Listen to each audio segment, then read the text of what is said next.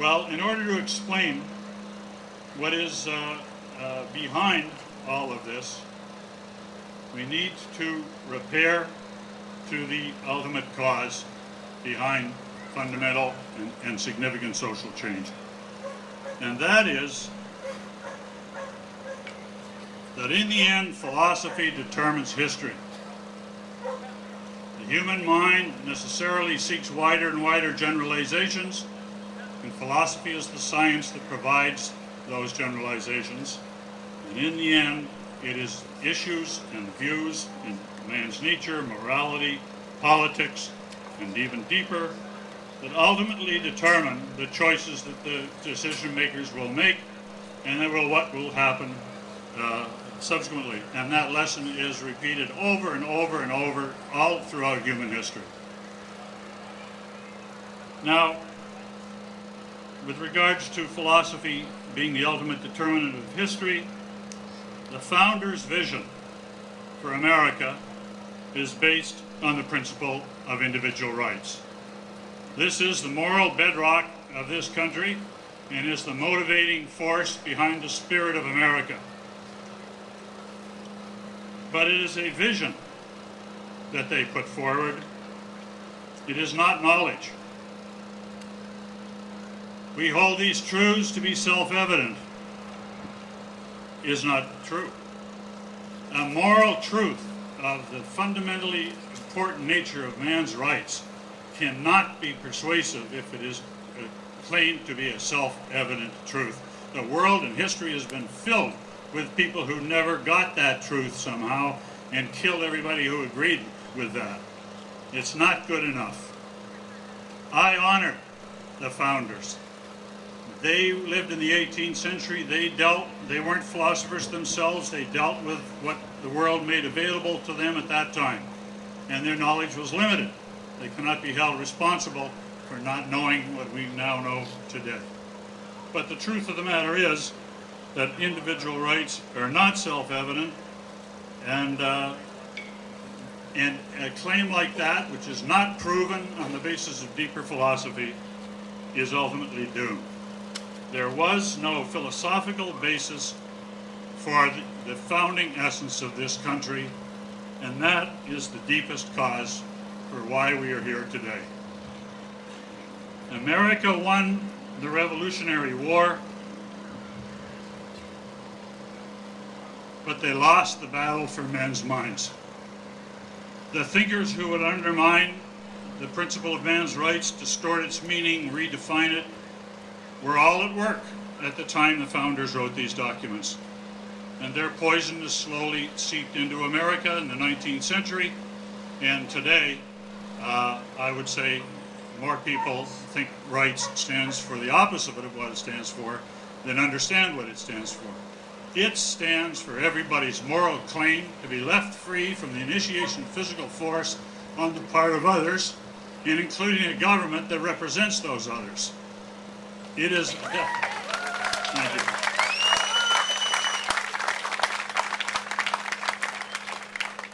So the message is that what has to be done is that the moral principle of man's rights has to be fully explained, fully accepted as having seen to be true, and then followed meticulously in principle. Nothing else will do.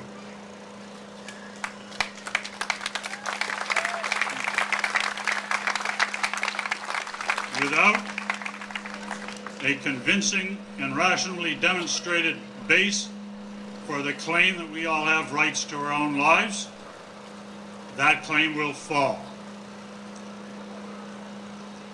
Nothing else than a philosophical understanding for the first time of what man's rights really means will succeed in leading to anything other than continued protest, rather than what you have to do is learn and turn to advocacy of that principle.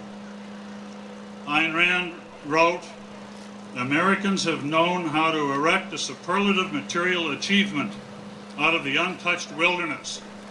That achievement is all around us.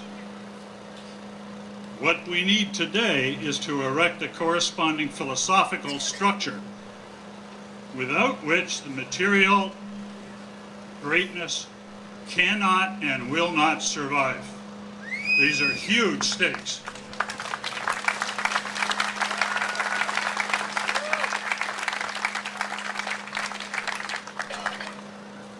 So for the good news, America now has that philosophical defense which it has so long waited for. Let me quote Ayn Rand. I can say, with the full knowledge of the necessary philosophical roots, that the United States of America is the greatest, the noblest, and in its original founding principles, the only moral country in the history of the world.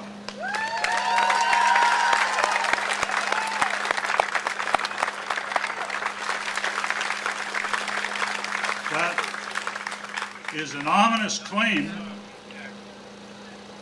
and an awesome truth. That is our America. And that is the America which is in transition and which we're standing up and protesting against. So the good news is that the philosophical defense is now here. I've spent 4 decades studying the history and nature of the term man's rights, throughout all of the documents, throughout all of the literature, and I can tell you from my research that man's right to his own life, which is the moral bedrock of this country, which is has in Ayn Rand found a historic, profound, and unique defense. Ayn Rand's knowledge of man's rights is unmatched, and you have to learn from her. Now, I have to say, as a representative of the Ayn Rand Institute, that Ayn Rand's influence in our culture is growing. And the Ayn Rand Institute is hard at work, working to give America the philosophical defense that it needs. It is growing, it is your ally, and it deserves your interest and support. It's almost as if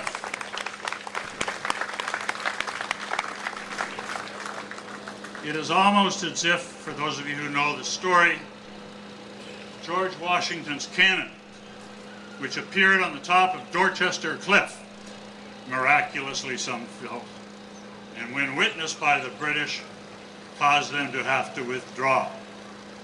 It's almost as if in the place of this military array of cannon, that there now appears